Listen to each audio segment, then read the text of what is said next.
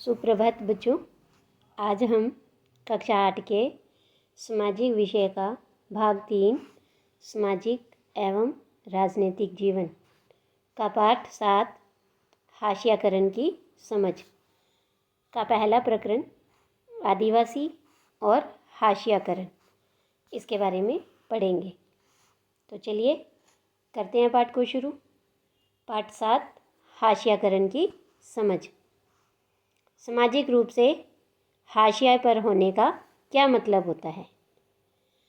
आप कॉपियों के जिन पन्नों पर लिखते हैं उनकी बाईं ओर खाली जगह होती है जहां आमतौर पर लिखा नहीं जाता है, उसे पन्ने का हाशिया कहा जाता है। तो देखो, आपने देखा होगा कि आपकी कॉपी में ऐसे लाइन होती है पन्ने पर, तो हम यहाँ और यहाँ कुछ नहीं लिखते। जो भी हमारा मुख्य कार्य है वो सब हम इस तरफ यहाँ खाली स्थान पर लिखते हैं। तो जो ये ऊपर वाली और ये एक तरफ साइड में जो खाली जगह है उसे उस पन्ने का हाशिया कहा जाता है। और ऐसा ही कुछ समाज में भी होता है। तो हाशियाई का मतलब होता है कि जिसे किनारे पर या हाशिए पर ढकेल दिया गया हो। ऐसे में वह व्यक्ति चीज़ों के केंद्र में नहीं रहता। यह एक ऐसी चीज़ है जिसको आपने अपनी कक्षा या खेल के मैदान में कभी ना कभी महसूस किया होगा। अगर आप अपनी कक्षा के ज़्यादातर बच्चों जैसे नहीं हैं, यानी अगर संगीत या फिल्मों में आपकी रुचि अलग तरह की है, अगर आपको बोलने का ढंग औरों से अलग है, अगर आप औरों की तरह गपशप में ज़्यादा मज़ा नहीं लेते, अगर आप वह खेल नहीं खेलते जो ज़्यादातर बच्चे खेलना चाहते हैं, अगर आपका पहनावा अलग तरह का है, तो इस बात की गुंजाइश बढ़ जाएगी कि आपके संगी साथी आपको अपने बीच का नहीं मानेंगे। तो इस तरह आप अक्सर यह महसूस करते हैं कि आप औरों से अलग हैं। ये अलग बात है कि आपकी कही हुई बात, आपके एहसास, आपकी सोच और आपका व्यवहार सही नहीं है या औरों को पसंद नहीं है। इसके आपका उन लोगों से अलग होने के दो कारण हो सकते हैं। या तो आपकी बात, आपके जो सोच है, आपका विचार है, आपके व्यवहार है, या तो वो सही नहीं है या फिर वो औरों को पसंद नहीं है। इन्हीं दो कारणों के कारण आप उन लोगों से अलग हो सकते हैं। तो बिल्कुल ऐसे ही कक्षा की तरह समाज में भी ऐसे ही कुछ समूह या समुदाय हो सकते हैं जिन्हें इस तरह की बेदखली का एहसास रहता है। उनके हाशियाकरण की वजह यह हो सकती है कि वे एक अलग भाषा बोलते हैं या फिर अलग अलग वो रीति रिवाज अपनाते हैं, या फिर बहुसंख्यक समुदाय के मुकाबले वो किसी दूसरे धर्म के हैं।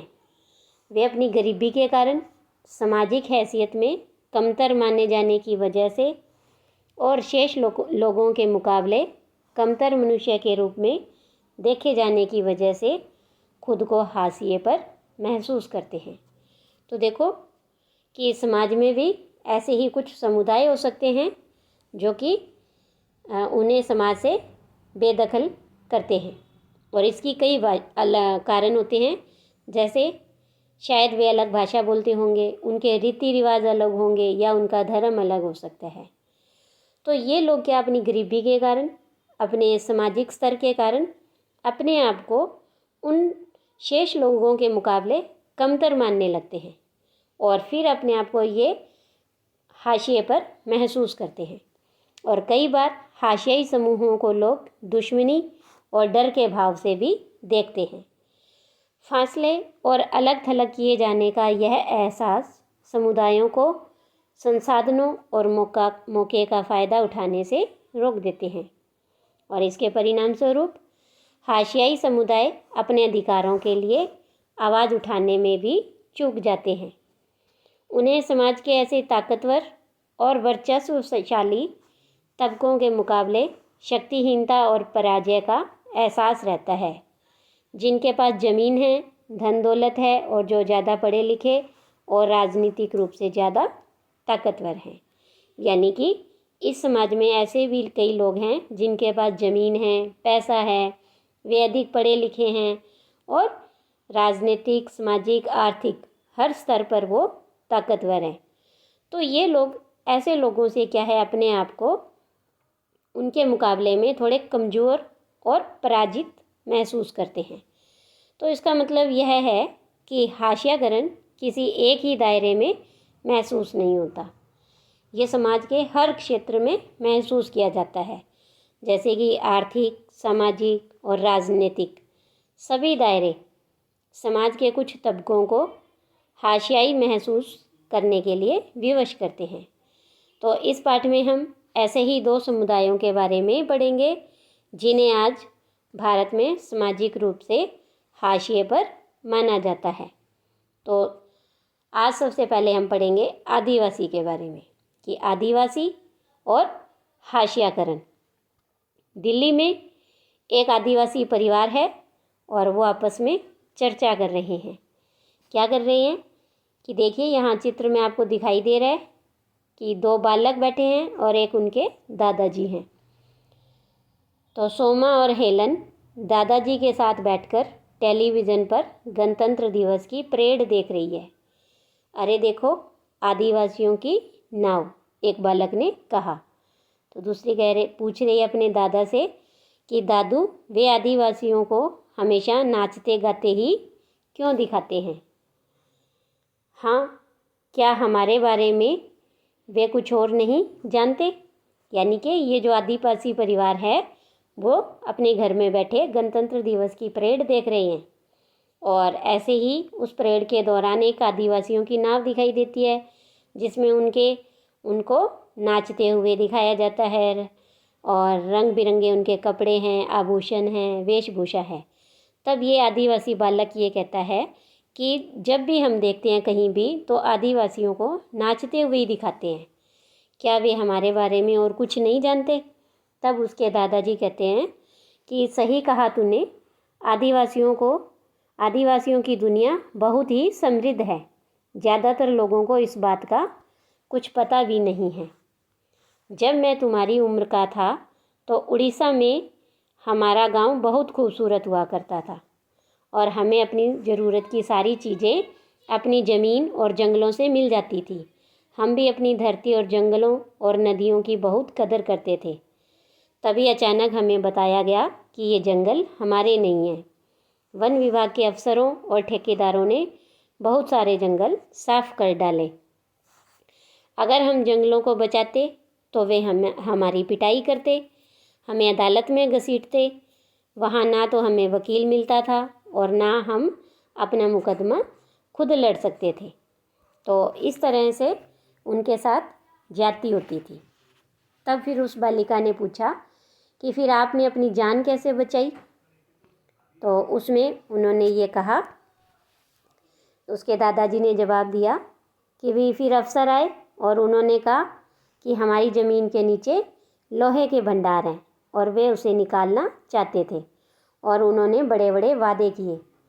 कहते थे कि अगर हम ज़मीन उन्हें बेच देंगे तो वे हमें नौकरी और पैसा देंगे।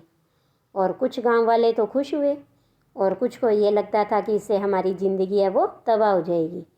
कुछ ने तो कागज़ों पर अंगूठे के निशान भी लगा दिए। उन्हें पता भी नहीं था कि अंगूठे का निशान लगाकर वे अपनी ज़मीन बेच रहे हैं। और मुट्ठी भर लोगों को उन्होंने छोटी मोटी नौकरी पर रख लिया था, लेकिन ज़्यादातर लोगों ने अपनी ज़मीनें नहीं बेची। तो हम में से बहुत सारे लोगों को अपना घर बार छोड़ना पड़ा। आसपास के कस्बों में जो काम धंधे समय समय पर मिल जाते थे, हम उन्हें करने लगे। तो इस तरह से देखा आपने कि जब उनसे उनका जंगल, उनकी आजीविका छीन ली गई तो उन्हें कितनी परेशानी हुई। तब उन्होंने हमारे साथ मारपीट शुरू कर दी। वे हमें तरह तरह से धमकाने लगे। आखिरकार उन्होंने सबको अपने पुरखों की ज़मीन बेचने और छोड़ने के लिए मजबूर कर दिया और हमारी पूरी जीवन शैली का रातों रात नामो निशान गायब हो गया।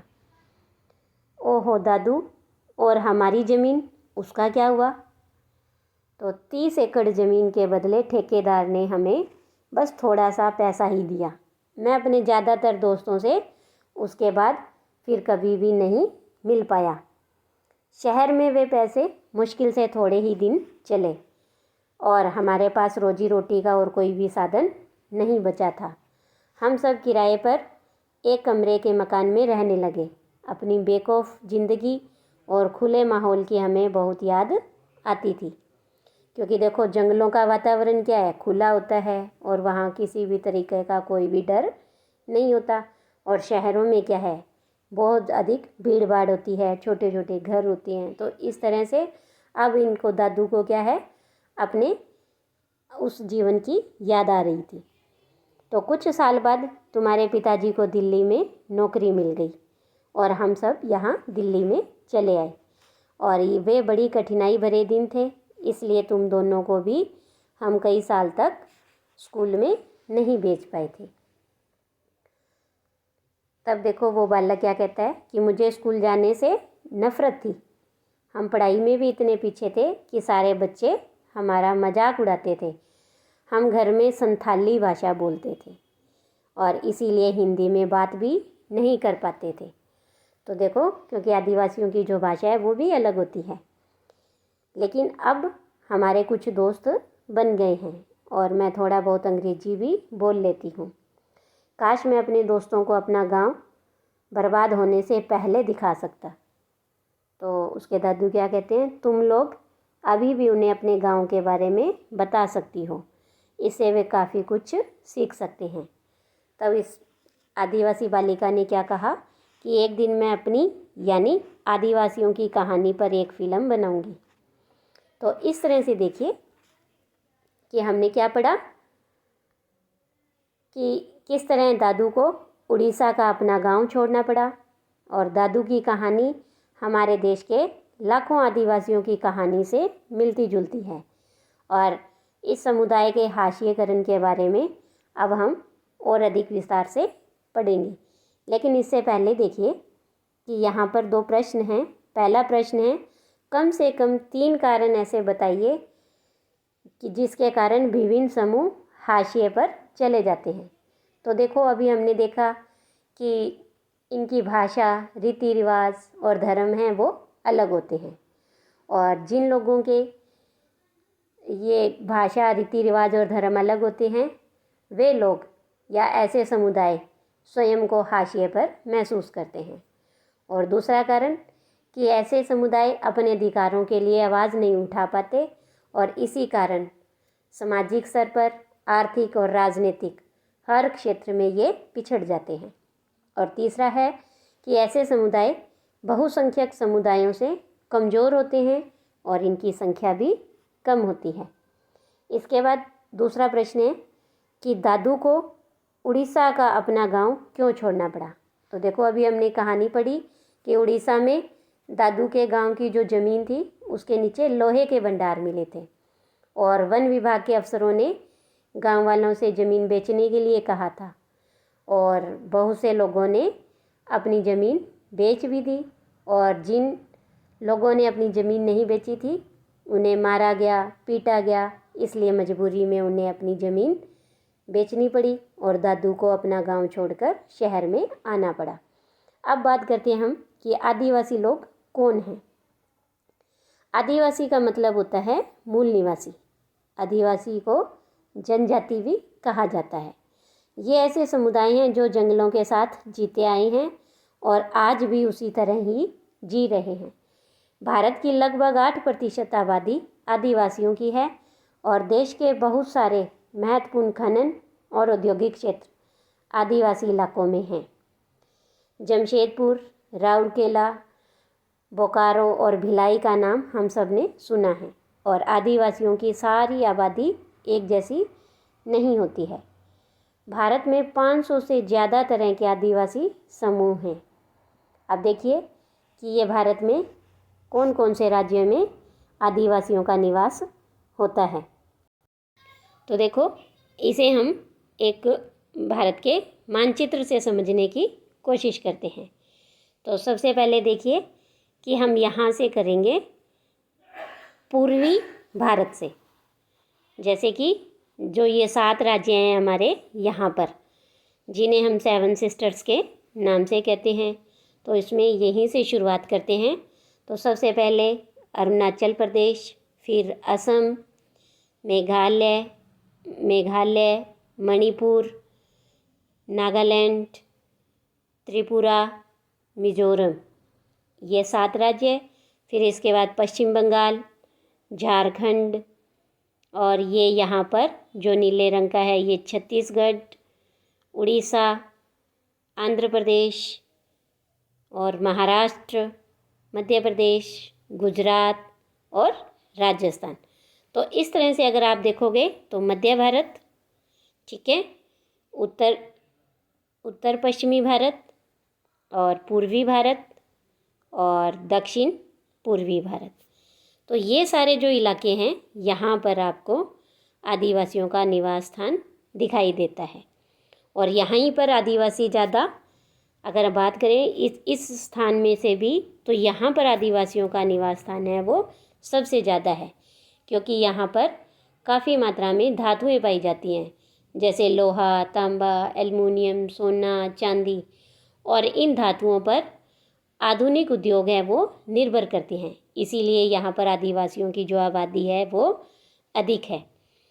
तो इसके बाद देखिए कि हम पढ़ रहे थे कि भारत में 500 से ज़्यादा आदिवासियों के समूह रहते हैं, और जिसमें से छत्तीसगढ़, झारखंड, मध्य प्रदेश, उड़ीसा, गुजरात, महाराष्ट्र, राजस्थान, आंध्र प्रदेश, पश्चिम बंगाल और उत्तर पूर्व के अरुणाचल प्रदेश, असम, मणिपुर, मेघालय, मिजोरम, नागालैंड और त्रिपुरा आदि राज्यों में आदिवासियों की संख्या काफ़ी ज़्यादा है। और अकेले उड़ीसा में ही 60 से ज़्यादा अलग अलग जनजातीय समूह रहते हैं। आदिवासी समाज औरों से बिल्कुल अलग दिखाई देते हैं, क्योंकि उनके भीतर ऊंच नीच का फ़र्क बहुत कम होता है, और इसी वजह से ये समुदाय जाति वर्ण व्यवस्था पर आधारित समुदायों और राज्यों के शासन में रहने वाले समुदायों से बिल्कुल अलग होते हैं। शायद आपने अनुसूचित जनजाति शब्द सुना होगा। सरकारी दस्तावेजों में आदिवासियों के लिए इसी शब्द का इस्तेमाल किया जाता है। आदिवासी समुदायों की एक सरकारी सूची भी बनाई गई है, और अनुसूचित जनजातियों को कई बार अनुसूचित जातियों के साथ मिलाकर भी देखा जाता है। तो इस तरह से हमने देखा कि आदिवासी लोग कौन हैं। इसके बाद है कि आदिवासियों के बहुत सारे जनजातीय धर्म होते हैं। उनके धर्म इस्लाम, हिंदू, ईसाई आदि धर्मों से बिल्कुल अलग होते हैं। वे अक्सर अपने पुरखों की, गांव और प्रकृति की उपासना यानी पूजा करते हैं। प्रकृति से जुड़ी आत्माओं में वो पर्वत, नदी, पशु आदि की आत्माएं हैं, और ये विभिन्न स्थानों से जुड़ी होती हैं और इनका वहीं निवास माना जाता है। ग्राम आत्माओं की अक्सर गांव की सीमा के भीतर निर्धारित पवित्र लता या कुंजों में पूजा की जाती है, और जबकि पुरखों की उपासना घर में ही की जाती है। आदिवासी अपने आसपास के बौद्ध और ईसाई आदि धर्मों व शाक्त, वैष्णव, भक्ति आदि पंथों से भी प्रभावित होते रहे हैं। लेकिन यह भी सच है कि आदिवासियों के धर्मों का आसपास के साम्राज्यों में प्रचलित प्रभुत्वशाली धर्मों पर भी असर पड़ता रहा है, जैसे कि उड़ीसा का जगन्नाथ पंथ। तो देखिए, इससे पहले हम देखते हैं यहाँ पर कुछ प्रश्न हैं कि आपके शहर या गांव में कौन से समूह हाशिए पर हैं। तो देखिए कि हमारे राजस्थान राज्य में भी ऐसी कई आदिवासी यानी जनजाति निवास करती हैं। और अगर हम बात करें हमारे शहर की, तो हमारे शहर में भी संसी नामक जनजाति है वो निवास करती है। वैसे तो ये ज़्यादातर भरतपुर ज़िले में निवास करती है, लेकिन इस जनजाति का एक प्रमुख मेला है जो कि हमारे संगरिया शहर में भी लगता है, और ये बहुत बड़ा मेला होता है इस आदिवासी जनजाति का। और पीर बल्लू शाह का मेला होता है जो कि हमारे संगरिया में लगता है। इसके बाद दूसरा प्रश्न है कि क्या आपने अपने राज्य के किसी जनजाति समूह का नाम बता सकते हैं। तो देखिए, ऐसे बहुत सारे समूह हैं हमारे जो राजस्थान में निवास करती हैं, जैसे कि मीणा जो कि सर्वाधिक जयपुर में रहती है, और आदिवासियों की जनसंख्या में सर्वाधिक जनसंख्या मीणा जनजाति की है और एक ये शिक्षित जनजाति मानी जाती है। इसके बाद है भील, जो कि प्राचीन जनजाति है और इसे वनपुत्र भी कहा जाता है और उदयपुर में सर्वाधिक निवास करती है। इसके अलावा है ग्रासिया, सांसी, सहरिया, डामोर, कथोड़ी, कंजर, काफ़ी इस तरह से जनजाति निवास करती है। तो ये समुदाय भी कई प्रकार की अलग अलग भाषा बोलते हैं, लेकिन ज़्यादातर अगर हम हमारे राजस्थान की बात करते हैं तो इनकी भाषाओं में गुजराती भाषा का काफ़ी प्रभाव दिखाई देता है और ये ज़्यादातर जंगलों के आसपास ही रहते हैं। कुछ जातियां हैं जो जंगल में नहीं रहती हैं और ये काम की तलाश में दूसरे स्थानों पर भी, इनमें से कई जातियां हैं वो जाती रहती हैं, घूमती रहती हैं। तो अब हम बात कर रहे थे कि इन आदिवासियों के धर्मों का भी दूसरे प्रभुत्वशाली धर्मों पर भी असर पड़ता है। जैसे कि उड़ीसा का हमने देखा कि जगन्नाथ पंथ, जो उड़ीसा का ये पंथ है, और बंगाल और असम की शक्ति और तांत्रिक परंपराएं इसी के उदाहरण हैं। 19वीं सदी में बहुत सारे आदिवासियों ने ईसाई धर्म अपनाया, जो कि आधुनिक आदिवासी इतिहास में एक महत्वपूर्ण धर्म बन गया था। जैसे कि हमने इतिहास में पहले पढ़ा कि जैसे अंग्रेज़ों के आने के बाद कई लोगों ने ईसाई धर्म को अपनाया। उन्होंने क्या है, ज़बरदस्ती लोगों से और शिक्षा का प्रचार प्रसार के द्वारा भारतीयों को ईसाई धर्म अपनाने के लिए मजबूर किया था। तो ऐसे ही आदिवासियों ने भी ईसाई धर्म को अपनाया था। आदिवासियों की अपनी भाषाएं रही हैं, इनमें से ज़्यादातर संस्कृत से बिल्कुल अलग मानी जाती हैं और शायद उससे भी पुरानी भी हैं। और इन भाषाओं ने बांग्ला जैसी मुख्य धारा की भारतीय भाषाओं को गहरे तौर पर प्रभावित भी किया है और इनमें संथाली बोलने वालों की संख्या सबसे ज़्यादा है। उनकी अपनी पत्र पत्रिकाएँ भी निकलती हैं और संथाली भाषा की पत्रिकाएँ इंटरनेट पर भी मौजूद हैं। इसके बाद देखिए आदिवासी और प्रचलित छवियाँ, जैसे कि हमने कहानी में पढ़ा कि इनकी जो आदिवासी का नाम आते ही हमारे दिमाग में क्या है कि वो सजे धजे पोशाकों में हमें ऐसे दिखाई देते हैं। तो ये परंपरागत पोशाकों में सजे धजे जनजातीय समुदायों की तस्वीर है। आमतौर पर आदिवासियों को इन्हीं रूपों में पेश किया जाता है और इसके आधार पर हमें गलतफहमी हो जाती है कि आदिवासी रंग बिरंगे और पिछड़े लोग होते हैं। हमारे देश में आदिवासियों को एक खास तरह से पेश किया जाता रहा है। कैसे? स्कूलों के उत्सवों, सरकारी कार्यक्रमों या किताबों व फिल्मों में उन्हें हमेशा एक रूप में ही पेश किया जाता है। वे रंग बिरंगे कपड़े पहने, सिर पर मुकुट लगाए और हमेशा नाचते गाते दिखाई देते हैं। इसके अलावा हम उनकी ज़िंदगी की सच्चाइयों के बारे में बहुत कम जानते हैं। इसीलिए बहुत सारे लोग इस गलतफहमी का शिकार हो जाते हैं कि उनका जीवन बहुत ही आकर्षक, पुराने किस्म का और पिछड़ा हुआ है। आदिवासियों पर यह आरोप भी लगाया जाता है कि वे खुद आगे नहीं बढ़ना चाहते। बहुत सारे लोग पहले ही ये मान लेते हैं कि वे बदलाव या अन्य विचारों से दूर रहना चाहते हैं। कक्षा 6 की किताब में भी हमने पढ़ा था कि कैसे खास समुदायों को बनी बनाई छवियों में देखते चले आने की वजह से इस तरह समुदायों के साथ कितना भेदभाव होने लगता है। तो ये हमने पढ़ा आज आदिवासियों के बारे में। आज के लिए इतना ही। धन्यवाद।